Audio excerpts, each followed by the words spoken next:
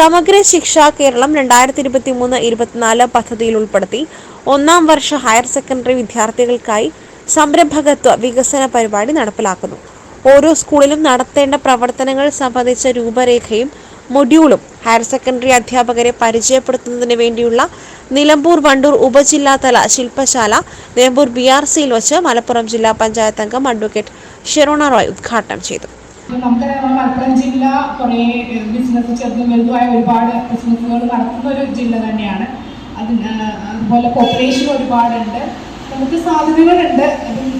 നേരത്തെ സ്വാഗത പ്രസിഡന്റ് ബിൻസർ പറയുണ്ടായി, ഒരുപാട് പുതിയ സംരംഭങ്ങൾ തുടക്കമിട്ടിട്ടുണ്ട്. അപ്പോൾ നമ്മൾ അതൊക്കെ സീരിയസ് ആയിട്ട് എടുക്കുകയാണെങ്കിൽ നമ്മുടെ ഇവിടുത്തെ ഫിനാൻഷ്യൽ സിസ്റ്റം ഒക്കെ ഒത്തിരി വ്യത്യാസങ്ങൾ വരും. ഇപ്പോൾ നമ്മൾ കുട്ടികളൊക്കെ പുറത്ത് പോവുക എന്നുള്ളത് അവർക്ക് കൂടുതൽ നല്ല ലൈഫ് സ്റ്റൈലിൽ ജീവിക്കണം എന്ന് ആഗ്രഹിക്കുന്നതുകൊണ്ടാണ്. അപ്പം ആ ഒരു രീതി നമ്മുടെ നാട്ടിലേക്ക് കൊണ്ടുവരണമെങ്കിൽ നമ്മൾ ഇപ്പോഴെങ്കിലും അതിനുള്ള ഒരു മോട്ടിവേഷൻ അല്ലെങ്കിൽ നമ്മൾ അതിനുള്ളൊരു ഇനിഷ്യേറ്റീവ് എടുത്താൽ മാത്രമേ പറ്റുള്ളൂ. അതിനുള്ളൊരു നല്ലൊരു തുടക്കം തന്നെയാണിതെന്നാണ് ഞാൻ മനസ്സിലാക്കുന്നത്.